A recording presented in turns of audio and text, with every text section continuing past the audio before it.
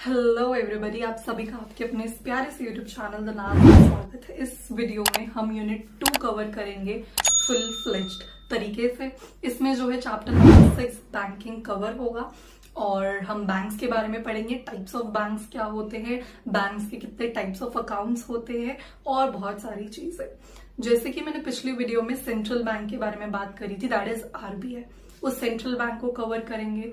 उस central bank के अलावा जो भी और कमर्शियल बैंक्स है उनको कवर करेंगे।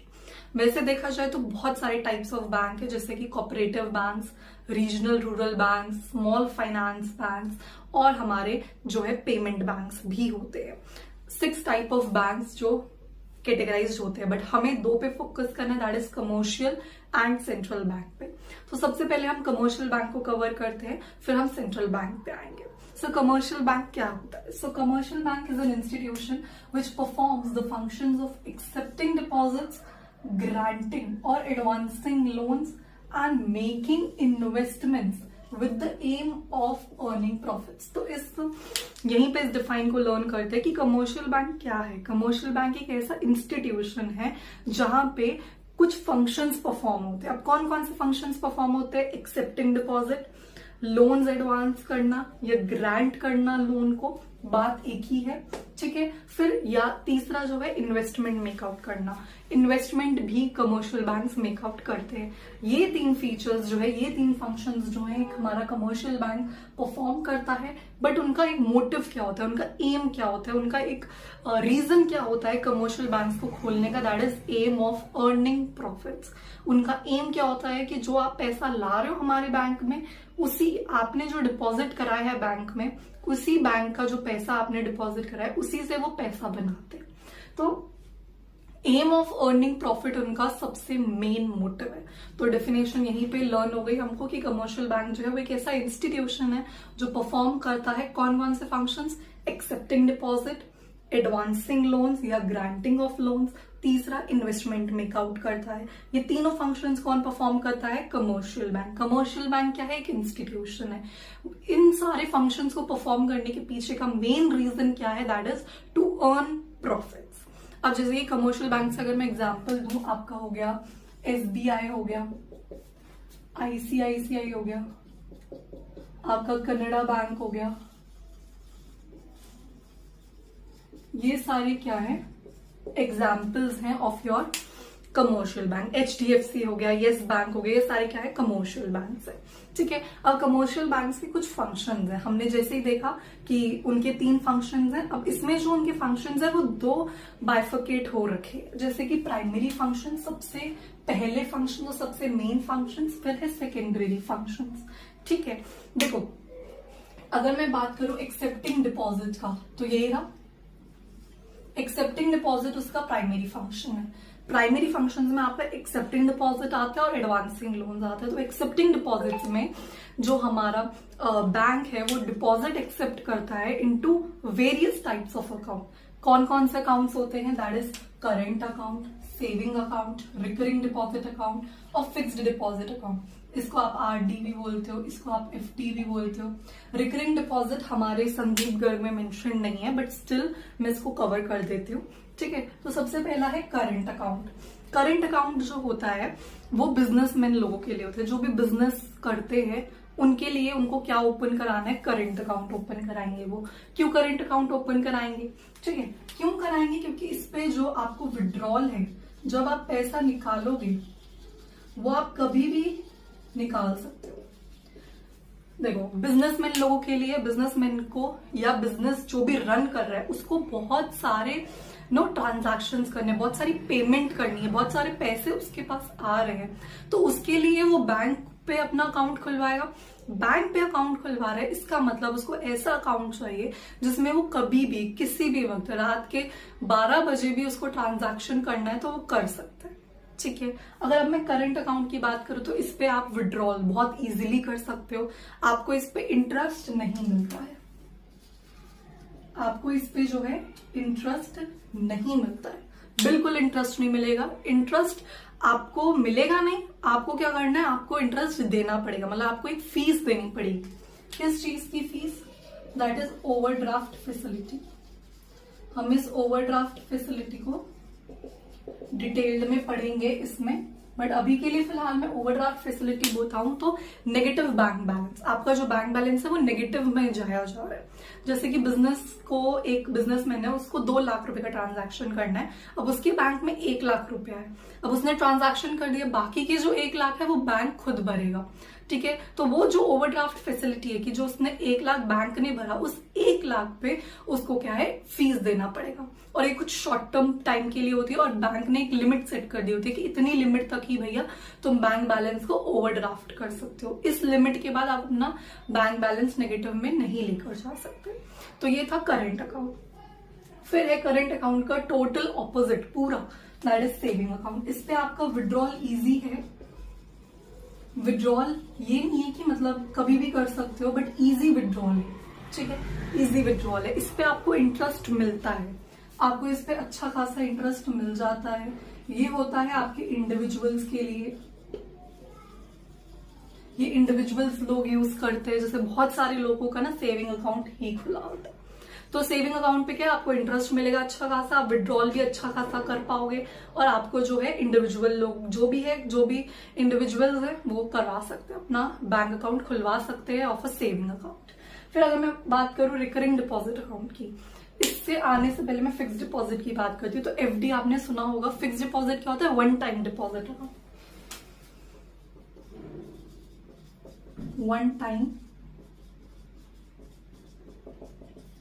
इस अकाउंट पे सबसे ज्यादा इंटरेस्ट मिलता है, हाई इंटरेस्ट इसी अकाउंट में मिलता है, ठीक है। एफडी में क्या होता है, आपने एक बार ही पैसा जमा कराया, जैसे कि 9,000 रुपए जमा करा दिए, अब कुछ सालों के लिए वो अकाउंट क्या हो जाएगा, वो जो पैसे है वो फिक्स्ड हो जाएंगे, इसलिए इसका नाम क्या है, फिक्स्ड डिपॉजिट अकाउंट। आपने 9,000 रुपए कुछ टाइम पीरियड के लिए वहां पे उस बैंक अकाउंट में फिक्स करा दिए, अब वो आपको कुछ टाइम पीरियड के बाद ही आप उस पैसे को निकाल सकते हो, जब उसकी मैच्योरिटी डेट आएगी। उससे पहले भी निकाल सकते हो, बट उसमें फिर आपको प्रॉब्लम आएगा, आपको इंटरेस्ट कम मिलेगा, ठीक है।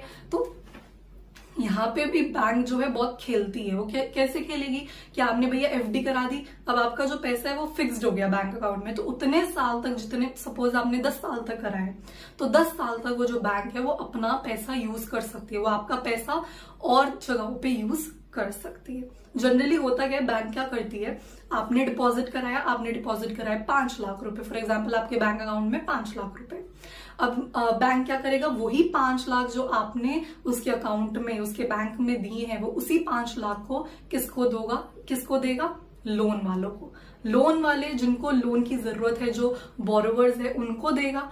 वो 5 लाख पे उनसे वो ज्यादा इंटरेस्ट कमाएगा, जैसे कि 9% उन्होंने इंटरेस्ट लिया उस 5 लाख के लोन पे, तो उस 9% में से 5% अपने पास रखेगा, बाकी जो 4% है वो और लोगों में बांट देगा। ऐसे इनकम होती है आपके बैंक्स की, ठीक है। तो बैंक इनकम ऐसा तो नहीं है ना कि एंजल इन्वेस्टर करना है कि फ्री में देता रहेगा, कमाने बैठे तो कमाएगा ही। तो एफडी ये होती है कि आपने एक बारी उसको पैसे को डाल दिया, उसके बाद वो पैसा फिक्स्ड हो गया for a period of time. फिर उसके बाद रिकरिंग डिपॉजिट में आप रेगुलर इंटरवल्स के बाद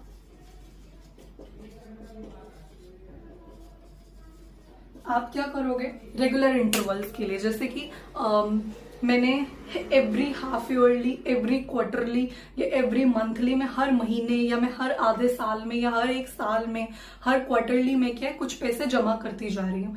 सेम एफडी का केस है, मैंने एक पैसा जमा कराया, मुझे कुछ टाइम बाद ही मिलेगा, ठीक है। बट यहाँ पर क्या है, आपने 9,000 रुपए जमा कराए, आप हर साल बाद 9,000 करा सकते हो, हर साल 9,000 कराते रहोगे, उसी के अमाउंट पे आपको इंटरेस्ट भी मिलेगा। तो रिकरिंग डिपॉजिट सिमिलर है एफडी से, बट एफडी में आपको एक ही बार वो पैसा डालना है, बट रिकरिंग डिपॉजिट में आप उसको रिकर कर सकते हो, बार बार डाल सकते हो पैसा, निकालने का नहीं है, डालने का है बार बार।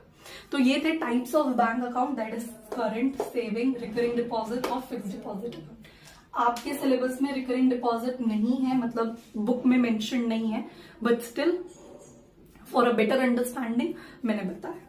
अब जो है करंट अकाउंट और जो सेविंग अकाउंट है, करंट अकाउंट और जो आपकी सेविंग अकाउंट है, इनको हम बोलते हैं चेकेबल, इनका दूसरा नाम है चेकेबल डिपॉजिट अकाउंट। इन दोनों को हम चेकेबल डिपॉजिट अकाउंट भी बोलते हैं। देखो जैसे करंट अकाउंट में आपको रोज ट्रांजैक्शंस करने हैं, सेविंग अकाउंट में भी आपको कभी कभार ट्रांजैक्शंस करने हैं, आप पेमेंट मेक आउट कर सकते हो, आप रिसीप्ट ले सकते हो, तो उसके लिए आपको बैंक या चेक फैसिलिटी देता है, इसीलिए इसको हम बोलते हैं चेकेबल डिपॉजिट अकाउंट। इसका दूसरा नाम है that is demand deposit account. एक और इसका नाम है demand deposit account. Demand deposit account और चेकेबल डिपॉजिट अकाउंट हम सेविंग और करेंट अकाउंट को बोलते हैं। जब आपकी डिमांड होगी तब आप उसको उस पैसे को निकाल भी सकते हो। अगर मैं आरडी और एफडी की बात करूं, आरडी और एफडी को, आरडी अकाउंट और एफडी अकाउंट को हम क्या बोलते हैं, टाइम डिपॉजिट अकाउंट। इसका दूसरा नाम क्या है, time deposit account. Time deposit account क्या होता है, जैसे कि इसमें टाइम एक बहुत ही मेजर केस है, राइट। आपको फिक्स डिपॉजिट है तो शॉर्ट मतलब एक टाइम पीरियड के बाद मिलेगा, आरडी है तो एक टाइम पीरियड के बाद मिलेगा, इसलिए इसका नाम क्या रख दिया, टाइम डिपॉजिट अकाउंट। इसका नाम क्यों चेकेबल डिपॉजिट नहीं था या डिमांड डिपॉजिट क्यों नहीं था, क्योंकि जब आपको पैसा चाहिए तब आप नहीं निकाल सकते, वो एक तरीके से फिक्स्ड हो रखे हैं, ठीक है। और अगर मैं बात करूं चेकेबल डिपॉजिट की, तो चेकेबल डिपॉजिट के केस में इधर आपको चेक फैसिलिटी मिलती है कि आपको रेगुलर ट्रांजैक्शन करने हैं, बट एफडी और आरडी में आपका एक बारी पैसा जमा हो गया, उसके बाद आप कुछ टाइम पीरियड के बाद ही निकाल पाओगे। तो क्या है, यहाँ पर चेकेबल फैसिलिटी की जरूरत ही नहीं है, आपको चेक की क्या जरूरत है, एक बारी पैसा डाला और कुछ सालों बाद निकालोगे, तो चेक की तो कोई जरूरत नहीं है, इसलिए इसका नाम चेकेबल डिपॉजिट या डिमांड डिपॉजिट नहीं पड़ा, ठीक है। फिर अगर मैं बात करूं, ये तो पहला फंक्शन था प्राइमरी फंक्शन में से, दैट इज एक्सेप्टिंग डिपॉजिट। फिर इसके बाद है एडवांसिंग ऑफ लोन्स। तो सबसे पहला एडवांसिंग ऑफ लोन्स है आपका कैश क्रेडिट। इसको याद करने का तरीका CC, ये कैश क्रेडिट एक ऐसा लोन है जो आप अपने करंट एसेट्स को रखवा कर करते हो। यहाँ पे आपको अपनी क्या मॉर्गेज कराना पड़ता है, mortgage is a word for your गिरवी। जब आपको गिरवी हिंदी का वर्ड हो गया, अब जब इंग्लिश में यूज करोगे तो उसको एज अ मॉर्गेज यूज करोगे, ठीक है, ठीक है। फिर है, तो इस पे क्या है, जब कोई बोरोवर को एक वो चाहिए लोन, फॉर एग्जाम्पल एक बोरोवर को लोन चाहिए तो उसको क्या रखवाना पड़ेगा, करंट एसेट। करंट एसेट बोले तो आपके शेयर्स हो गए, बॉन्ड्स हो गए, ठीक है, शेयर्स हो गए, बॉन्ड्स हो गए, ये सारे करंट एसेट्स आपको गिरवी रखवाने पड़ते हैं। अब इसमें इस लोन में क्या है, आपको पूरा अमाउंट क्रेडिट कर दिया जाएगा, पूरा अमाउंट जो है क्रेडिट कर दिया जाएगा उस बोरोवर के अकाउंट में। अब जो है वो बोरोवर जो है उसके अकाउंट में पैसा आ गया सारा, अब उस पैसे पे क्रेडिट लिमिट सैंक्शन कर दी गई है, एक क्रेडिट लिमिट सैंक्शन कर दी गई है कि भैया इस लिमिट के बाद तुम जो है अपना लोन पैसा नहीं निकाल सकते। सपोज उसने 10 लाख का लोन लिया है तो 10 लाख उसके अकाउंट में क्रेडिट कर दिए गए हैं, बट उस 10 लाख में से क्रेडिट लिमिट सैंक्शन कर दी गई कि 8 लाख से ऊपर तुम नहीं निकाल सकते, तो वो 8 लाख तक ही निकाल पाएगा, और जितना पैसा निकालता जाएगा उतने पैसे पे इंटरेस्ट चार्ज होता रहेगा, ठीक है। तो कैश क्रेडिट में क्या है कि आपको अपने कौन से एसेट्स गिरवी रखने, दैट इज करंट एसेट्स, आपका पूरा अमाउंट जो है वो आपके अकाउंट में क्रेडिट कर दिया जाएगा, जैसे जैसे पैसा निकालते जाओगे उतने पैसों पे इंटरेस्ट चार्ज होता जाएगा, और यहाँ पर तुम्हें क्रेडिट लिमिट सेट कर दी जाएगी कि इतनी लिमिट के बाद तुम पैसा नहीं निकाल सकते। फिर है, तो यहाँ पे तुम्हें क्रेडिट लिमिट सेट कर दी गई है, इसमें तुम्हारी क्रेडिट लिमिट सेट कर दी गई है। फिर है तुम्हारा जो तुम्हारा इंटरेस्ट है चार्ज होगा ऑन अमाउंट एक्चुअली विड्रॉन, जितना अमाउंट एक्चुअली में विड्रॉ होगा उतने अमाउंट पे तुम क्या करोगे, अपना इंटरेस्ट चार्ज करेगा बैंक, ठीक है। फिर सेकंड हमारा जो लोन होता है वो डिमांड लोन्स पे आता है। आई होप आप लोगों ने नोट कर लिया होगा। तो सीसी से याद रखो दैट इज करंट एसेट्स, ठीक है। फिर है हमारा second that is demand loans. तो अब डिमांड लोन्स की बात करें, हमने डिमांड डिपॉजिट सुने कि जब आपको जब आपने डिमांड करा कि भैया हमारे को पैसे दो, तो बैंक आपको पैसे निकाल के देता है। यहाँ पे पूरा ऑपोजिट है। आप जो बैंक है उन्होंने आपको लोन दिया, राइट, आपको लोन मिल गया। अब उनका क्या है, वो कभी भी जो लोन है वो जब उनका मन करेगा तब वो आपसे लोन मांग लेंगे। तो आपको ऑन डिमांड बैंक ही आपको वो लोन रीपे करना पड़ेगा। डिमांड डिपॉजिट में क्या हो रहा था, आपने बैंक से डिमांड करी, ठीक है, और डिमांड लोन में क्या हो रहा है, बैंक आपसे डिमांड कर रहा है कि भैया हमारे पैसे हमें वापस करो। तो ये डिमांड लोन का केस हो गया। अब इस पे क्या है, जो इंटरेस्ट है ना, जो इंटरेस्ट है वो इंटायर सम पे होगा। फॉर एग्जाम्पल आपने लोन लिया है 10 लाख का, तो पूरे 10 लाख पे आपका इंटरेस्ट जो है वो चार्ज होगा, ठीक है, पूरे 10 लाख पे चार्ज होगा। अब यहाँ पे ना बैंक बहुत एक गेम खेलते, कैसे, देखो उन्होंने तुम्हारा पूरे 10 लाख पे इंटरेस्ट भी चार्ज कर लिया। अब जब उनको चाहिए लोन तब तुम्हें देना भी पड़ेगा, ठीक है। तो यहाँ पर कभी भी मांग सकते, 1 महीने में भी मांग ले, 2 महीने में भी मांग ले, बट इंटरेस्ट उसने पूरा तुमसे ले लिया पूरे सम पे, राइट।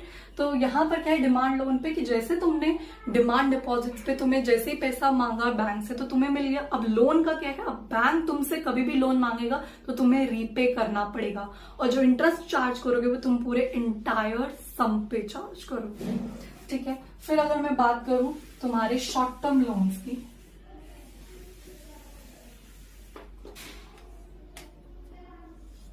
ठीक है, शॉर्ट टर्म लोन्स क्या होता है, ये है तुम्हारा थर्ड है। शॉर्ट टर्म लोन्स पे आप क्या गिरवी रखते हो, गिरवी बोले तो आप क्या मॉर्गेज करते हो, तो वो आप अपनी कोई भी कोलैटरल सिक्योरिटी के साथ डील कर सकते हो। कोलैटरल सिक्योरिटी को आप एज अ मॉर्गेज रख सकते हो। इसमें भी जो आपका इंटरेस्ट होगा वो इंटायर सम पे होगा, ठीक है। इसमें भी आपको फुल अमाउंट क्रेडिट कर दिया जाएगा। नाम से समझ आ रहा है शॉर्ट टर्म लोन्स, तो कुछ थोड़े टाइम का, मतलब शॉर्ट टर्म होता है आपका विदिन 1 ईयर, तो विदिन 1 ईयर का आपका ये लोन है, मतलब सिर्फ 1 साल तक का जो लोन है वो सारे शॉर्ट टर्म लोन्स में आते हैं, ठीक है। तो अगर मैं इन तीनों लोन्स की बात करूं तो कैश क्रेडिट में आपको अपने करंट एसेट्स गिरवी रखने हैं, शॉर्ट टर्म लोन्स में आपको अपनी क्या गिरवी रखनी है, कोई भी कोलैटरल सिक्योरिटी, यहाँ पे आपका शेयर बॉन्ड्स कुछ भी रख सकते हो। इंटरेस्ट आपका किस पे चार्ज होगा, जो आप अमाउंट विड्रॉ करोगे, ठीक है।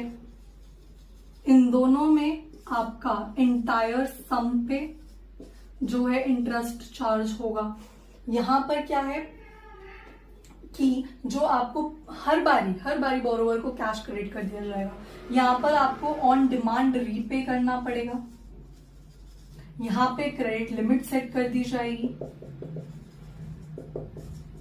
तो मेरे लिए तो सेफ कौन सा है, ये वाला सेव है, कि मतलब ये वाला 1 साल तक का भी है, कोई क्रेडिट लिमिट सेट भी नहीं है, कोई डिमांड पे रीपे भी नहीं करना, तो ये थोड़ा सेव ऑप्शन है। बाकी ये जो है तो ये थोड़ा रिस्की ऑप्शन है, क्योंकि यहाँ पे बैंक आपसे कभी भी लोन मांग सकता है। आपका काम नहीं हुआ और बैंक ने लोन मांग लिया तो फिर वो जो चीज है थोड़ी रिस्की हो जाती है, कि आपने लोन भी लिया, इंटरेस्ट भी पे करा, बट आपका काम नहीं हुआ, ठीक है।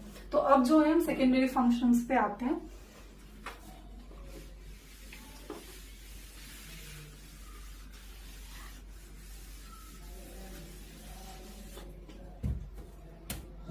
ठीक है, तो सबसे पहला जो सेकेंडरी फंक्शन है दैट इज ओवरड्राफ्ट फैसिलिटी। मैंने पहले ही बता दिया, ओवरड्राफ्ट फैसिलिटी बहुत ही ज्यादा रिस्पेक्टेबल और बहुत ही ज्यादा ऑनरेबल कस्टमर्स को दी जाती है, जिन पे जो कस्टमर्स ट्रस्टवर्दी होते हैं उन कस्टमर्स को दी जाती है। ये ओवरड्राफ्ट फैसिलिटी है, आप अपने बैंक बैलेंस को नेगेटिव में लेकर जा सकते हो।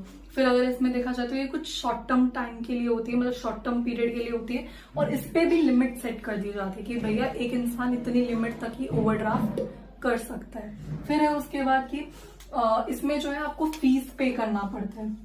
देखो कोई भी बैंक जो है आपको फैसिलिटी दे रहा है तो उससे वो फीस भी जनरेट करेगा, वो भी फीस मांगेगा, क्योंकि वो आपको अपना बैंक बैलेंस नेगेटिव में करके देने को ये फैसिलिटी दे रहे हैं, राइट। फिर है आपका discounting of bills of exchange.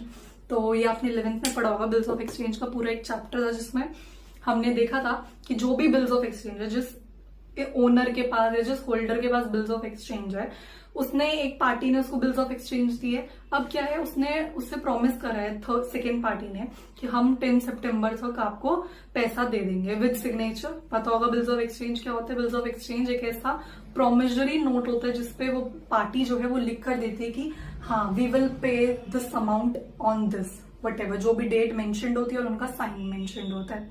तो अब जब है 10 सितंबर तक उन्होंने डेट लिखा है, अब 10 सितंबर से पहले उस होल्डर को जरूरत पड़ गई तो वो क्या जाएगा, वो डायरेक्ट बैंक के पास जाएगा। फॉर एग्जाम्पल वो बिल्स ऑफ एक्सचेंज 10,000 रुपए का है तो वो बैंक के पास जाएगा, तो बैंक अपना कमीशन चार्ज करेगा। फॉर एग्जाम्पल 4,000 कर ली तो आपको 6,000 मिल जाएगा और बैंक अपने पास 4,000 रख लेगा। अब जब 10 सितंबर आएगा तो क्या होगा, जो सेकेंड पार्टी है वो आपकी वो डायरेक्ट जाएगी बैंक पे और उनको वो 10,000 रुपए दे देगी। यहाँ पर मजे किसके हुए, बैंक के मजे हुए। यहाँ से 4,000 मिला, वहां से 10,000 मिला, टोटल 14,000 उसके पास आ गए। तो ये फैसिलिटी भी बैंक प्रोवाइड करता है। फिर है हमारा जनरल यूटिलिटी फंक्शन। इसमें भी आपके बहुत सारे फंक्शन है बट मैंने 2 लिए हैं, दैट इज लॉकर फैसिलिटी और फिर ट्रैवलर्स चेक। ये कुछ ऐसी सर्विसेज हैं जो आपको क्या है बैंक देता है, जैसे कि लॉकर फैसिलिटी हो गया।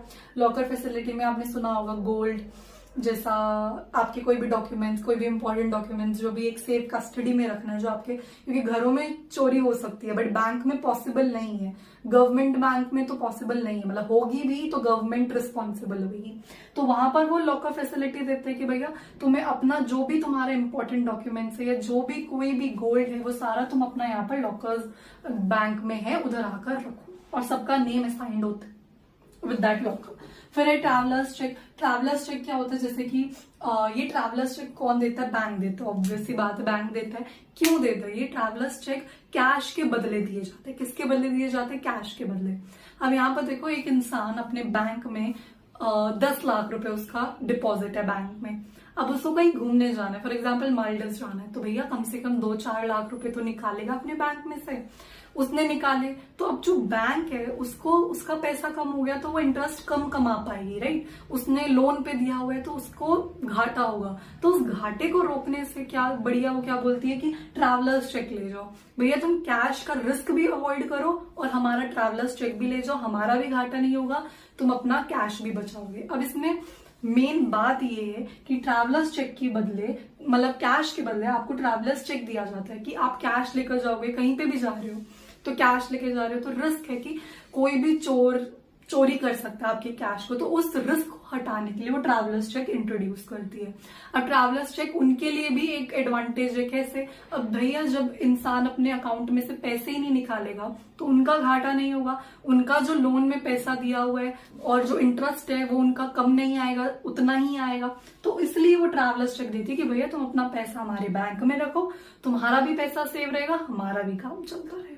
तो ये थे जनरल यूटिलिटी फंक्शन। तो यहाँ पर मैं एक छोटा सा क्विक रिकैप दे देती हूँ कमर्शियल बैंक का ही। तो कमर्शियल बैंक एक ऐसा इंस्टीट्यूशन है जहाँ पे आपके 3 फंक्शंस परफॉर्म हो रहे हैं। सबसे पहला क्या, डिपॉजिट एक्सेप्ट हो रहा है, लोन्स एडवांस करे जा रहे, ग्रांट करे जा रहे और इन्वेस्टमेंट बनाई जा रही है। किस मोटिव के साथ, कि भैया हमें प्रॉफिट्स कमाने हैं, इस मोटिव के साथ। तो फंक्शंस आपके प्राइमरी है, सेकेंडरी है। प्राइमरी फंक्शंस में आपके एक्सेप्टिंग डिपॉजिट्स आता है और एडवांसिंग लोन होता है, जो आपकी बैंक से बहुत सारे वेज में आपके अकाउंट्स को एक्सेप्ट करती है, जैसे कि करेंट अकाउंट, सेविंग अकाउंट, ठीक है, आपका एफडी हो गया, आरडी हो गया। एफडी और आरडी को आपका क्या बुलाते हैं, टाइम डिपॉजिट अकाउंट,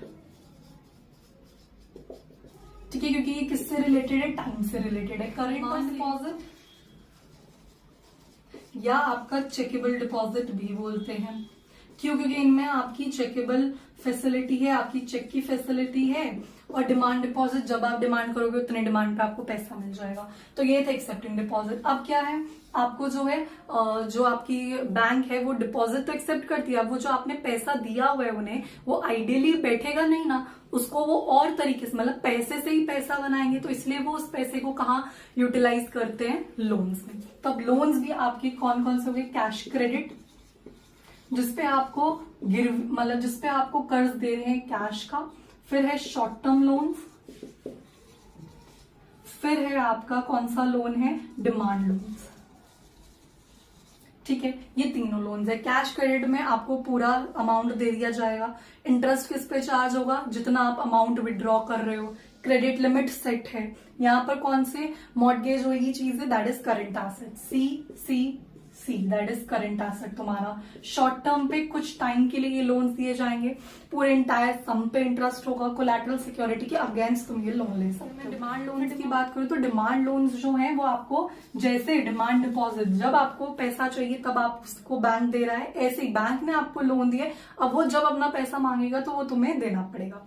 इस पे भी आपका जो इंटरेस्ट है वो पूरे सम पे मतलब चार्ज हो रहा है, ठीक है। तो ये डिमांड लोन्स हैं। फिर सेकेंडरी फंक्शंस पे आएंगे तो ओवरड्राफ्ट फैसिलिटी, मतलब तुम्हारा जो बैंक बैलेंस है वो नेगेटिव में जा रहा है, रिस्पेक्टेबल और ऑनरेबल इंसानों को मिल रहा है, थोड़े टाइम पीरियड के लिए है, और इस पे आपको फीस पे करना पड़ता है। बिल्स ऑफ एक्सचेंज, आपके पास बिल्स ऑफ एक्सचेंज है, आपको मेच्योरिटी डेट से पहले उसको डिस्काउंट कराना है तो आप बैंक के पास जाओगे, बैंक अपना कमीशन काटेगा, और आपको जो 10,000 का है तो 6,000 तक का जो भी आपको मिल जाएगा पैसा, और वो बाकी अपना कमीशन काट लेगा। मेच्योरिटी डेट पे जिसने आपको बिल्स ऑफ एक्सचेंज दिया वो डायरेक्ट पैसा किसको देगा? बैंक को देगा। फिर जनरल यूटिलिटी फंक्शंस कुछ सर्विसेज भी प्रोवाइड करती है, जैसे कि लॉकर फैसिलिटी, जो भी गोल्ड है, जो भी पैसा है, जो भी डॉक्यूमेंट्स, पैसा नहीं, जो भी डॉक्यूमेंट्स है वो आपने लॉकर में रखो। किसके लॉकर में? बैंक के लॉकर में, घर के लॉकर में नहीं। फिर है ट्रैवलर्स चेक। ट्रैवलर्स चेक के कैश मत लेकर जाओ, ट्रैवलिंग के समय ट्रैवलर्स चेक लेके जाओ, रिस्क ऑफ कैश को अवॉइड करो। सो ये था पूरा कमर्शियल बैंक में स्टडी करा, कमर्शियल बैंक के फंक्शन स्टडी करे। तो बहुत लोगों को ऐसा कंफ्यूजन होता है कि फाइनेंशियल इंस्टीट्यूशन और कमर्शियल बैंक सेम है, या कोई भी बैंक सेम है फाइनेंशियल इंस्टीट्यूशन से, बट ऐसा नहीं है। कमर्शियल बैंक के अपने फंक्शंस देखे, वो डिपॉजिट एक्सेप्ट करेगा, लोन एडवांस करेगा या ग्रांट करेगा, बट फाइनेंशियल इंस्टीट्यूशन सिर्फ आपको लोन देता है, वो डिपॉजिट एक्सेप्ट नहीं करता है। फाइनेंशियल इंस्टीट्यूशन का अगर हम एग्जांपल देखें तो LIC, जो कि सिर्फ आपको लोन्स एडवांस करेगा, डिपॉजिट एक्सेप्ट नहीं करेगा। अगर LIC आपका डिपॉजिट एक्सेप्ट करना स्टार्ट कर दिया, इसका मतलब वो फाइनेंशियल इंस्टीट्यूशन में अब काउंट नहीं होगा, वो किस में काउंट हो जाएगा? तुम्हारे बैंक में काउंट हो जाएगा। तो ये था छोटा सा डिफरेंस जो आप लोगों को समझाना था। तो ये भी एक क्लैरिटी हो गया होगा कि फाइनेंशियल इंस्टीट्यूशन और कमर्शियल बैंक या कोई भी बैंक सेम नहीं है, दोनों के फंक्शन, दोनों का टास्क अलग अलग है। अब हम आ जाते हैं सेंट्रल बैंक पे, जो सारे बैंक्स का बाप है, ठीक है। यही एक ऐसा बैंक है, ऐसी एक एपेक्स बॉडी है जो रेगुलेट करती है, सुपरवाइज करती है, कंट्रोल करती है सारे बैंक्स को। जो भी डिसीजन RBI लेगी वो डिसीजन सारे बैंक्स फॉलो करेंगे। जिस डिसीजन को उसने हटा दिया कि भैया ये डिसीजन नहीं लिया जाएगा, तो कोई भी और बैंक उस डिसीजन को नहीं ले सकता। जो वो बोलेगी वो उन सबको करना पड़ेगा। They all have to follow the RBI। तो अगर हम देखा जाए सेंट्रल बैंक कब एस्टैब्लिश हुआ था, हमारे इंडिया का सेंट्रल बैंक कौन है? Reserve bank of India. कब एस्टेब्लिश हुआ, कहाँ हुआ? दैट इज 1 अप्रैल 1935 में एस्टैब्लिश हुआ और कैलकाटा में यहाँ पर स्थित हुआ। फिर इंडिया जो है, इंडिया के रिजर्व बैंक, इंडिया के सेंट्रल बैंक का नाम क्या है? RBI। अगर मैं यूनाइटेड किंगडम की बात करूं तो बैंक ऑफ इंग्लैंड है उसके सेंट्रल बैंक का नाम। USA की बात करूं तो फेडरल रिजर्व सिस्टम उसके सेंट्रल बैंक का नाम है। अब जो सेंट्रल बैंक है इसके भी फंक्शंस है जैसे कमर्शियल बैंक के थे। सेंट्रल बैंक्स के 4 फंक्शंस हैं। अभी के लिए फिलहाल हम इन 3 को स्टडी करेंगे, क्योंकि ये जो है ये थोड़ा सा लेंथी टॉपिक है, इसको हम अलग से सेपरेटली देखेंगे। तो सबसे पहला है करेंसी अथॉरिटी। तो रिजर्व बैंक ऑफ इंडिया पे एक बहुत ही इंपॉर्टेंट फंक्शन प्ले करते हैं। ये क्या करते हैं कि हमारी करेंसी को छापते हैं। किसके पास ये अथॉरिटी है? इनके पास इकलौती एक हमारे पूरे इंडिया में इकलौता ऐसा बैंक है जो हमारी करेंसी छापता है, that is reserve bank of India. RBI के अलावा कोई और करेंसी नहीं छापता। ये जो करेंसी छापेंगे वो ही लीगल होगी, राइट। तो इन्हीं के पास सोल अथॉरिटी है। जितनी पेपर करेंसी है, जितनी भी आप पेपर करेंसी देख रहे हो, वो कौन छाप रहा है? आपका RBI। एक्सेप्ट किस रुपए के? 1 rupee note, except 1 rupee note and coins. ये मिनिस्ट्री ऑफ फाइनेंस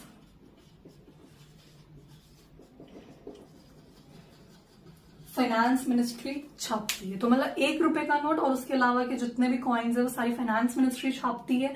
बाकी जो भी पेपर करेंसी है वो कौन छापता है? आरबीआई। बाकी जो भी पेपर करेंसी है वो किसका सिग्नेचर बियर करेंगी? गवर्नर का। आरबीआई का जो गवर्नर है वो उसका साइन होगा सारी पेपर करेंसी में। कभी देखना भी अपना नोट उठाकर वहां पे गवर्नर का साइन होगा। फिर अगर हम बात करें 1 रुपी नोट पे या कॉइन्स पे, इस पे किसका सिग्नेचर होगा? मिनिस्ट्री ऑफ फाइनेंस का, जो फाइनेंस मिनिस्टर होगा उसका साइन होगा, राइट। तो पूरी करेंसी अथॉरिटी सिर्फ किसके पास है? आरबीआई के पास, और फाइनेंस मिनिस्ट्री के पास जो सिर्फ 1 रुपी का नोट और सिर्फ कॉइन्स, दैट्स इट। फिर जो है सेंट्रल बैंक जो है वो आपका जो है पेपर करेंसी प्रोड्यूस करता है। पेपर करेंसी वो इतनी प्रोड्यूस करेगा जितना उसके पास गोल्ड होगा, जितना उसके पास फॉरेन करेंसी होगी।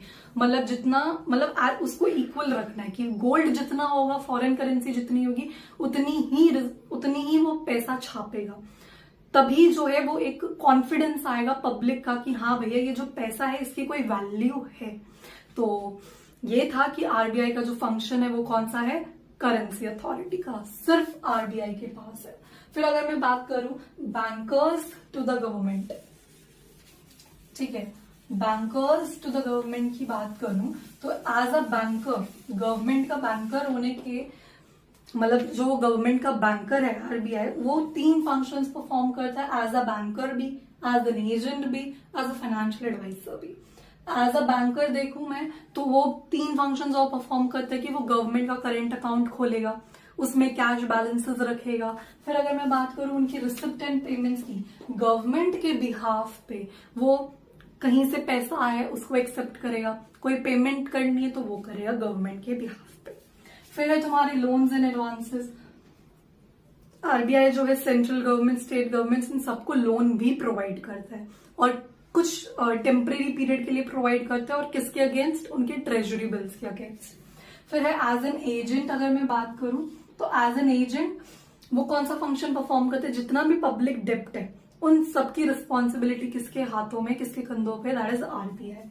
फिर मैं थर्ड अगर फंक्शन की बात करूं जो बैंकर्स टू द गवर्नमेंट के अंडर ही आती है, दैट इज फाइनेंशियल एडवाइजर। तो being as a financial adviser मतलब वो हर टाइम पे, थोड़े थोड़े टाइम पे वो जो है इकोनॉमिक मैटर्स पे, फाइनेंशियल मैटर्स पे कि कैसे फाइनेंसेस को रखना है, कैसी इकोनॉमिक मतलब इकोनॉमी में कैसा सुधार लाना है, जो भी है, और मॉनेटरी मैटर्स में कि कितने नोट छापने हैं, कौन सा नोट बंद करना है, ये सारे मैटर्स पे वो उनको एडवाइस भी देता रहता है। तो ये था हमारा second function, that is bankers to the government. फिर है बैंकर्स बैंक एंड सुपरवाइजर। अब सारे बैंकर्स का बैंक है। देखो हमारे इंडिया में बहुत सारे कमर्शियल बैंक है, बहुत टाइप्स ऑफ बैंक है। अब इन सारे टाइप्स ऑफ बैंक को रेगुलेट करना, सुपरवाइज करना, कंट्रोल करना किसके हाथ में? Apex body. कौन? आरबीआई। आरबीआई ही इन सबको कंट्रोल करता है और बहुत जरूरी भी है। जैसे क्लास में इतने सारे बच्चे, उनको कंट्रोल करने के लिए मॉनिटर की जरूरत है, वैसे ही इतने सारे कमर्शियल बैंक्स को कंट्रोल करने के लिए आरबीआई की जरूरत है। तो बीइंग एज अ आरबीआई वो कौन कौन से फंक्शन परफॉर्म करता है? Custodian of cash reserve. तो कैश रिजर्व क्या होता है? जो भी कमर्शियल बैंक के पास टोटल डिपॉजिट में से कुछ पैसा उनको सेंट्रल बैंक के पास रखना होता है। जैसे कि 100 रुपए का आया टोटल डिपॉजिट, उन्होंने टोटल डिपॉजिट उनके पास आया 100 रुपए का, उन्होंने कम से कम 25 रुपए सेंट्रल बैंक को देने, वो रेशियो होती है। तो उन्होंने 25 रुपए सेंट्रल बैंक को दिए। तो ऐसे सारे कमर्शियल बैंक्स अपना कैश रिजर्व किसके पास रखेंगे? सेंट्रल बैंक के पास रखेंगे। तो इसीलिए आरबीआई जो है वो कस्टोडियन ऑफ कैश रिजर्व है। फिर सेकेंड है lender of the last resort. ये बहुत ही इंपॉर्टेंट फंक्शन है, बहुत ही मस्त वाला फंक्शन है। जब कोई कमर्शियल बैंक कोई फाइनेंशियल इमरजेंसी आती है उसमें, या कोई फाइनेंशियल कमिटमेंट मीट नहीं कर पाता, या सारे और जितने भी बैंक है वो मना कर देते कि भैया हम तुझे पैसा नहीं देंगे, तो फिर जो है आरबीआई आता है। फिर आरबीआई का रोल प्ले होता है, फिर आरबीआई उनको जो है उनकी हेल्प करता है। इसलिए वो lender of the last resort है। जब कोई मदद नहीं करेगा तब हमारा आरबीआई मदद करेगा, तब आरबीआई हाजिर होगा। फिर है क्लियरिंग हाउस। जैसे मैंने बोला कि कैश रिजर्व किसके पास है? आरबीआई के पास है, सारे कमर्शियल बैंक के। तो as a clearing house act करना आरबीआई के लिए बहुत इजी हो जाता है। सारे कमर्शियल बैंक्स के अकाउंट खुले हुए हैं आरबीआई में, हमारे जो अकाउंट्स हैं वो कमर्शियल बैंक्स में खुले हुए हैं, कमर्शियल बैंक्स के अकाउंट किसमें, आरबीआई में खुले हुए हैं। तो जो भी कोई भी डेबिट क्रेडिट करना है या जो भी कोई भी ऐसा इशू आ रहा है, कोई प्रॉब्लम आ रही है, तो जो भी डेबिट क्रेडिट एंट्रीज करनी है वो आरबीआई आसानी से कर देता है। तो ये 3 functions as a bankers bank वो परफॉर्म करता है। एज अ सुपरवाइजर वो रेगुलेट भी करता है, कंट्रोल भी करता है। रेगुलेशन के हिसाब से वो लाइसेंस प्रोवाइड करता है, जैसे कोई भी बैंक खुला है उसको लाइसेंसिंग की जरूरत है तो लाइसेंसिंग में हेल्प करता है। अगर उस बैंक को एक्सपैंड करना है तो उसमें भी हेल्प करेगा। किसी बैंक को वाइंडिंग अप करना है, मतलब बंद होना है, उसमें भी हेल्प करेगा। तो एज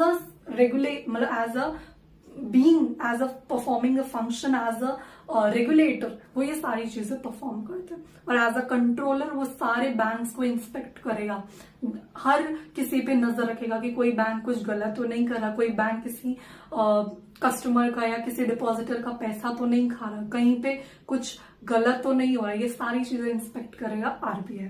तो 3 फंक्शंस अभी हमने देखे, currency authority, bankers to the government और बैंकर्स बैंक एंड सुपरवाइजर। अभी हम देखेंगे controller of money supply and credit. अभी तक हमने देखे सेंट्रल बैंक के 3 फंक्शंस और ये है 4th फंक्शन, थोड़ा सा बड़ा है बट ठीक है। तो इस फंक्शन का नाम क्या है, controller of money supply and credit. तो जो आरबीआई है वो आपकी मनी सप्लाई को भी कंट्रोल करती है। मनी सप्लाई को मैंने पूरा एक्सप्लेन करा है प्रीवियस वीडियो में, आप प्लीज उसको एक बार जरूर चेकआउट कीजिएगा। तो जो हमारा आरबीआई है वो आपके मनी सप्लाई और आपके क्रेडिट को कंट्रोल करने में हेल्प करता है। किस मीडियम से उसको कंट्रोल कर पाता है, ये सारे इंस्ट्रूमेंट्स है जिनकी हेल्प की वजह से वो कंट्रोल कर पाता है। तो सबसे पहला इंस्ट्रूमेंट क्या है, कैश रिजर्व रेशियो। तो कैश रिजर्व रेशियो क्या है, यहां पे मैं एक छोटा सा टर्म लिख देती हूँ तो आपको याद रहेगा, सेंट्रल बैंक। तो टोटल डिपॉजिट, जैसे कि टोटल डिपॉजिट है एक बैंक के पास, दैट इज 100 रुपए का कमर्शियल बैंक के पास है, तो 100 रुपए में से 5 रुपए उसको सेंट्रल बैंक को देने हैं। तो जितना भी टोटल डिपॉजिट है उसमें से कुछ हिस्सा वो सेंट्रल बैंक को देगी, तो उसको हम बोलते हैं कैश रिजर्व रेशियो, जो कि मैंने अभी 3rd फंक्शन में भी एक्सप्लेन करा। फिर है एसएलआर, इसका फुल फॉर्म है स्टैट्यूटरी लिक्विड रेशियो। इसको आप याद करो इस टर्म से, कमर्शियल बैंक। तो ये एक ऐसा टोटल डिपॉजिट का पार्ट है जो कमर्शियल बैंक अपने पास रखेगा, सेंट्रल बैंक को नहीं देगा, अपने पास रखेगा किसी को लोन देने के लिए या कुछ भी इन्वेस्टमेंट्स पर्पस के लिए। फिर है हमारा एलआरआर। एलआरआर की फुल फॉर्म है आपकी लीगल रिजर्व रिक्वायरमेंट्स। तो लीगल रिजर्व रिक्वायरमेंट्स क्या है, इसके 2 कंपोनेंट्स हैं, दैट इज सीआरआर और एसएलआर। तो सीआरआर को प्लस करेंगे एसएलआर के साथ तो हमारा एलआरआर निकल जाएगा। फिर अगर मैं रेपो रेट की बात करूं तो आरआर बोलते हैं इसे। तो रेपो रेट क्या है, रेपो रेट क्या है, जब सेंट्रल बैंक कमर्शियल बैंक को लोन देती है, और कौन सा लोन देती है, शॉर्ट टर्म लोन। जब सेंट्रल बैंक जिस रेट पे कमर्शियल बैंक को शॉर्ट टर्म के लिए लोन देती है उसको हम रेपो रेट बोलते हैं। अब जो चीज भैया तुम शॉर्ट मतलब थोड़े टाइम के लिए ले रहे हो, जैसे तुमने कोई लोन खरीदा थोड़े टाइम के लिए, तो तुम उसको दोबारा लोगे तो उसको क्या होगा, तुम रीपर्चेज करोगे। तो रेपो रेट का दूसरा नाम भी है रीपर्चेज। फिर है bank rate. Bank rate same है कि जो सेंट्रल बैंक है वो कमर्शियल बैंक को, मैं यहां एक्सप्लेन कर देती हूँ, सेंट्रल बैंक कमर्शियल बैंक को लोन देगा बट लॉन्ग टर्म के लिए, ज्यादा थोड़े टाइम के लिए लोन दिया तो वो क्या है, रेपो रेट। अगर ज्यादा टाइम के लिए लोन दिया तो वो है बैंक रेट। अब इसमें बात करो जैसे कि जो कोई चीज बहुत ज्यादा पैसे वाली होती है ना, मतलब बहुत ज्यादा महंगी होती है, जैसे कि तुम कोई ऑडी खरीद रहे हो या कोई बिल्डिंग खरीद रहे हो, तो उस पर थोड़ा डिस्काउंट लेना बनता है, ठीक है। तो इसी बैंक रेट का दूसरा नाम है डिस्काउंट, ठीक है। ऐसे इनके दूसरे नाम को भी तुम लर्न कर सकते हो। फिर है रिवर्स रेपो रेट। तो रिवर्स रेपो रेट के जो रेपो रेट में हो रहा था उसका रिवर्स रेपो रेट है जब सेंट्रल बैंक है, ये फॉर एग्जाम्पल आरबीआई लिख रही हूं मैं, और ये कमर्शियल बैंक है, तो जब कमर्शियल बैंक आरबीआई के पास आता है, अभी आरबीआई कमर्शियल बैंक को लोन दे रहा था, अब कमर्शियल बैंक आरबीआई को लोन तो नहीं दे रहा बट डिपॉजिट खुला रहा है, अपना अकाउंट खुलवा रहा है, डिपॉजिट करवा रहा है। तो ये है हमारा रिवर्स रेपो रेट। फिर आ जाते हैं मार्जिन रिक्वायरमेंट्स पे। मार्जिन रिक्वायरमेंट्स क्या है? जब आप लोन लेते हो तो आपके पास दो चीजें होती हैं, एक होता है अमाउंट ऑफ लोन और एक होता है मॉर्गेज वैल्यू। ठीक है, ये दो चीजें होती है, इन दोनों चीज को माइनस कर दो। देखो, ठीक है, देखो मैंने लोन लिया, मैं कितने अमाउंट का लोन ले रही हूँ, फॉर एग्जाम्पल 10 लाख का ले रही हूँ, जो मैंने चीज गिरवी पे रखवाई है वो 6 लाख की, तो मुझे लोन नहीं मिलेगा। हमेशा क्या होता है, जितने का लोन है उससे ज्यादा वैल्यू का जो है गिरवी आप चीजें रखते हो। क्यों? क्योंकि अगर आपने लोन नहीं दिया ना तो उससे जो बैंक है या जिससे भी आपने लोन लिए वो उससे कवर कर सके। 10 लाख का लोन है तो कम से कम 15 लाख की चीज को गिरवी रखना पड़ेगा, तभी जाके आपको लोन मिलेगा। तो इसी 15 लाख और 10 लाख को जब आप माइनस करोगे तो कितना बचा? 5 लाख। तो वही है मार्जिन रिक्वायरमेंट्स। जो डिफरेंस है between your amount of loan और मॉर्गेज वैल्यू का, उसका आंसर क्या है? That is the margin requirements. फिर open market operation. Open market operation का है मतलब जब आप बाय करते हो, सेल करते हो गवर्नमेंट की सिक्योरिटीज को, जब आप बाय करते हो, सेल करते हो गवर्नमेंट की सिक्योरिटीज को ओपनली मार्केट में, उसको हम क्या बोलते हैं? Open market operation. ओपनली तुम मार्केट में क्या होता है, तुम खरीदते हो या बेचते हो, तो वही हो रहा है, बट किसका लेन देन हो रहा है? गवर्नमेंट की सिक्योरिटीज का। तो ये थे इंस्ट्रूमेंट्स मनी सप्लाई को कंट्रोल करने के लिए और क्रेडिट को कंट्रोल करने के लिए।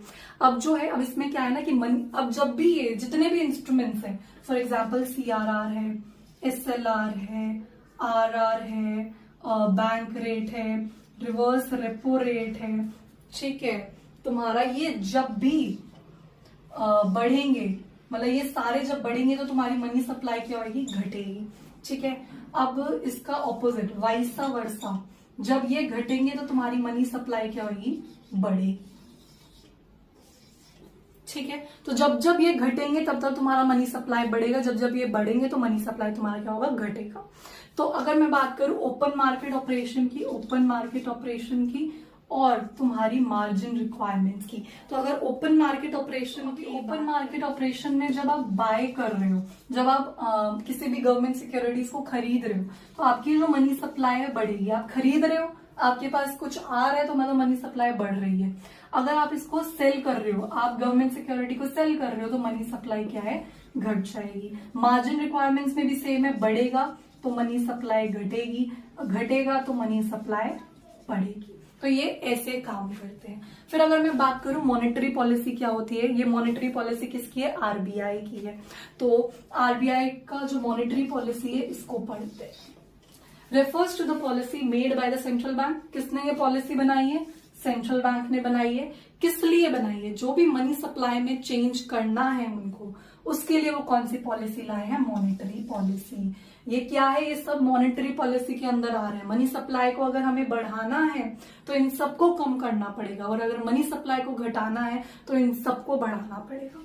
तो इसके थ्रू जो है आरबीआई अपनी मनी सप्लाई को कंट्रोल करती है और क्रेडिट को भी कंट्रोल। बहुत सारे इंस्ट्रूमेंट्स को स्टडी करा, तो हमारे जो इंस्ट्रूमेंट्स है मनी सप्लाई को कंट्रोल करने के, वो क्वालिटेटिव और क्वांटिटेटिव में बाइफर्केट होते हैं। तो जो क्वालिटेटिव है वो किसी पर्टिकुलर एरिया को, किसी पर्टिकुलर एरिया को टारगेट करते हैं। ठीक है, अगर इसको ऐसे याद रखो, क्वालिटी कब आएगी? जब जैसे किसी एक इंसान जो है वो परेशान है, मतलब उसको एक बीमारी है, तो जो डॉक्टर है वो किसी अगर एक पार्ट को ट्रीट करेगा तो बस एक पार्ट को बहुत बेहतरीन तरीके से ट्रीट कर पाएगा। अगर वो पूरी बॉडी पे फोकस करेगा तो नहीं कर पाएगा। स्पेशलाइज्ड एक पार्ट में होगा तो उसी पार्ट को ट्रीट कर पाएगा। तो इसीलिए जब आप किसी पर्टिकुलर एक एरिया को, उसकी मनी सप्लाई को कंट्रोल करोगे तो अच्छी क्वालिटी आएगी। क्वांटिटेटिव ऑपोजिट, सारे एरिया को कवर करेगा, होल एरिया कवर्ड होगा। ठीक है, तो क्वालिटेटिव में आपके 3 मेथड्स आते हैं, मार्जिन रिक्वायरमेंट्स, मोरल सुसान और selective credit control. Margin requirements जो मैंने अभी पढ़ाया था वो आपका क्वालिटेटिव है, बाकी सारे आपके CRR, SLR, repo rate, bank rate हो गया, रिवर्स रेपो रेट हो गया, आपका ओपन मार्केट ऑपरेशंस हो गया, ठीक है, ये सारे क्या है क्वांटिटेटिव्स में आते हैं। क्वालिटेटिव में मार्जिन रिक्वायरमेंट समझा दिया था। अब मोरल सुसान क्या होता है? मोरल सुसान सेंट्रल बैंक की एक बहुत ही प्रेशरफुल अपील है, किसको? कमर्शियल बैंक को, कि भैया तुम अपनी मनी सप्लाई को चेंज करो। एक बहुत ही प्रेशरफुल अपील है। ये अपील तुम्हारी ओरल भी हो सकती है, रिटर्न भी हो सकती है। फिर अगर मैं बात करूं सिलेक्टिव क्रेडिट कंट्रोल्स की, तो ये भी एक ऐसा मेथड है, मतलब RBI डिसाइड करता है कि किन सिलेक्टिव सेक्टर्स में या किन सिलेक्टिव लोगों को तुम्हें क्रेडिट प्रोवाइड करना है और किन सेक्टर्स को, किन लोगों को क्रेडिट प्रोवाइड नहीं करना है। तो ये मेथड्स थे, ये इंस्ट्रूमेंट्स थे जो बाइफर्केट होते तुम्हारे क्वालिटेटिव में और हमने कमर्शियल बैंक को पूरा डिटेल्ड में और सेपरेटली स्टडी करा है। सेम हमने सेंट्रल बैंक को भी स्टडी करा है सेपरेटली और एकदम डिटेल्ड वे में। अब इन दोनों के बीच में एक वॉर हो जाए, इन दोनों के बीच में हम डिफरेंसेस देखते हैं। तो डिफरेंसेस जो है वो इन बेसिस पे होंगे, जैसे कि सबसे पहला बेस है जिसके बीच पे हम डिफरेंस कर रहे हैं, दैट इज नंबर। तो सेंट्रल बैंक इकलौता है, ठीक है, ये सारे बैंक्स का बाप है, बाप एक होता है, तो central bank is one in number, ठीक है। कमर्शियल बैंक कितने सारे हुए? SBI हो गया, एक्सिस बैंक हो गया, ICICI बैंक हो गया, HDFC बैंक हो गया, कैनरा बैंक हो गया, इतने सारे बैंक्स हैं, तो क्या है? Many in numbers. तो अब हम देखें कि अथॉरिटी करेंसी इशू करने की या मनी प्रिंट करने की अथॉरिटी किसके पास है। फंक्शन भी किसका था हमने देखा था, सेंट्रल बैंक का। तो अथॉरिटी किसके पास है? सेंट्रल बैंक के पास है। तो central bank have a authority to print the money. Commercial bank के पास दे डोंट हैव, मतलब ऐसा लिख देना खुद, they don't have authority to print the money. फिर तीसरा बेस है इन सेंट्रल बैंक का मोटिव क्या होता है। इसका सेंट्रल बैंक का मोटिव होता है कि इकोनॉमी में स्टेबिलिटी लाया जाए,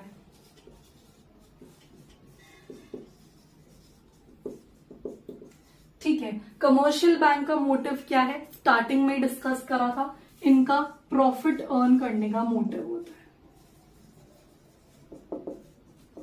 ठीक है। फिर है फोर्थ बेस जिसको हम डिफरेंस करेंगे, दैट इज क्रेडिट क्रिएशन। तो सेंट्रल बैंक आपका क्रेडिट क्रिएट नहीं करती, it doesn't create credit, but जो कमर्शियल बैंक है दे क्रिएट क्रेडिट। तभी तो बैंक को, RBI को इसको ठीक करने के लिए इंस्ट्रूमेंट्स लाने पड़ रहे हैं। फिर अगर मैं बात करूं पब्लिक की, तो सेंट्रल बैंक जो है वो पब्लिक के साथ डील नहीं करता है, बट जो कमर्शियल बैंक है वो पब्लिक के साथ डील बिल्कुल करता है।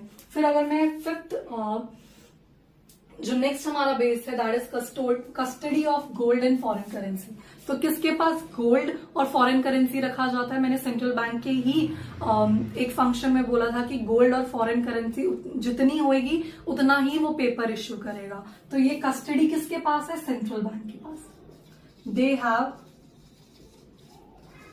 Custody, they don't have. तो ये था कुछ मेजर डिफरेंसेस सेंट्रल बैंक और कमर्शियल बैंक के बीच में।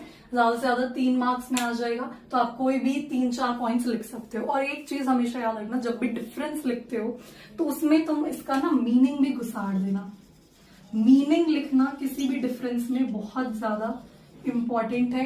मीनिंग लिखोगे तो एक तो टीचर पे भी इंप्रेशन जमता है और टीचर मार्क्स भी नहीं काटते, उसके पास कोई चांस ही नहीं है मार्क्स काटने का। तो मीनिंग लिखोगे, उसके बाद जितने मार्क्स का तुम्हारा डिफरेंस होगा, फॉर एग्जाम्पल 3 मार्क्स का होगा तो 4 पॉइंट्स लिख कर ही आओगे। 3 पॉइंट्स में उसका डिफरेंस नहीं खत्म करोगे, जैसे कि ये लिख दिया, ये लिख दिया, ये लिख दिया, नहीं, कम से कम 4 कमर्शियल बैंक के डिफरेंस और सेंट्रल बैंक के कर रहे थे। तो हमने देखा कि कमर्शियल बैंक जो है वो क्रेडिट क्रिएट करते हैं। तो कैसे क्रेडिट क्रिएट करते हैं इसको हम एक छोटे से एग्जांपल से समझते हैं। उसके लिए हमें चाहिए हमारा लीगल रिजर्व रिक्वायरमेंट, जो कि हम ले लेते हैं 20%। इनिशियल डिपॉजिट ले लेते हैं हम 1000 रुपए। देखो अब जो हमारा सबसे पहला डिपॉजिट आया 1000 रुपए का, इसी 1000 रुपए पे जो 20% है हमारा जो LRR वो कटेगा और लोन हमारा बन जाएगा 800 रुपए का। मतलब 1000 रुपए पे तुम 20% लगाओगे तो कितना हो गया, कितना हो गया 200। तो 200 उन्होंने LRR काटा तो हमारा लोन कितना आ गया 800 रुपए। अब जिस इंसान ने लोन लिया है, अब वो जिस इंसान ने लोन लिया है वो वही लोन का अमाउंट अगेन बैंक में आएगा और उसको डिपॉजिट कर देगा, तो वही 800 रुपए का लोन हमारे पास आ गया। अब उस 800 रुपए पे अगेन हम 20% काट के तीसरे इंसान को देंगे। तो ये ऐसी चीजें चलती रहती हैं। अब ये जैसे जैसे चलता रहेगा तो ये तो पूरा हो जाएगा आपका 5000, ये हो जाएगा आपका 4000 और ये हो जाएगा आपका 1000। तो LRR तब तक हमें चलाना है जब तक LRR का टोटल अमाउंट इक्वल नहीं हो जाए तुम्हारे इनिशियल डिपॉजिट के साथ। तो इसको कैलकुलेट करने के लिए तुम क्या करोगे, 1/LRR को कर दो 1/LRR, जैसे कि तुम्हारा 1/20 1/0.2 दैट इज 5 टाइम्स आ जाएगा। अब इसको लाने के लिए क्या करेंगे हम, देखो मनी मल्टीप्लायर क्या है कि एक डिपॉजिट से, एक इनिशियल डिपॉजिट से आप कितने मल्टीपल डिपॉजिट्स क्रिएट करते हो, सिर्फ सिंगल इनिशियल डिपॉजिट से आप कितने इनिशियल डिपॉजिट्स क्रिएट करते हो उसे बोलते हैं मनी मल्टीप्लायर। 1/LRR को आप ऐसे करोगे, जो भी आपको रेट दिया हुआ है उसको सॉल्व करके आपका 5 टाइम्स आ जाएगा। अब जो आपका टोटल आपने कितना क्रेडिट क्रिएट करा है उसको जानने के लिए 1/LRR जो कि तुम्हारा 5 टाइम्स है इनटू इनिशियल डिपॉजिट क्या है हमारा 1000 रुपए, कितना आ जाएगा 5000। 5000 रुपए हमने टोटल क्रेडिट क्रिएट करे। देखो एक इंसान ने जो पैसा डिपॉजिट करा है और जो दूसरे इंसान को लोन मिला, अब उस लोन जो जिसको लोन मिला उसने तो अपना पूरा लोन का अमाउंट खाली कर दिया होगा, खत्म कर दिया होगा, बट जिस इंसान के पास वो लोन का अमाउंट जाएगा वो दूसरा डिपॉजिट करेगा, वो आएगा बैंक में और डिपॉजिट करेगा उस पूरे अमाउंट को। ऐसे ये सिलसिला चलता रहेगा जब तक LRR तुम्हारे इनिशियल डिपॉजिट के इक्वल टू ना हो जाए। तो ये था मनी मल्टीप्लायर और कमर्शियल बैंक क्रेडिट कैसे। For the video, I hope आप सबको ये वीडियो बहुत पसंद आया होगा। अगर आपको कोई भी क्वेरीज रहती है, कोई भी प्रॉब्लम है आपके लिए, प्लीज कमेंट सेक्शन खुला हुआ है, उस पर जाके कमेंट कीजिएगा, अपने फ्रेंड्स फैमिली मेंबर्स सबके साथ शेयर कीजिएगा और इस वीडियो को एंड तक बिल्कुल जरूर देखिएगा। तो आज की वीडियो में हमने पूरा यूनिट 2 कंप्लीट कर लिया है। So thank you.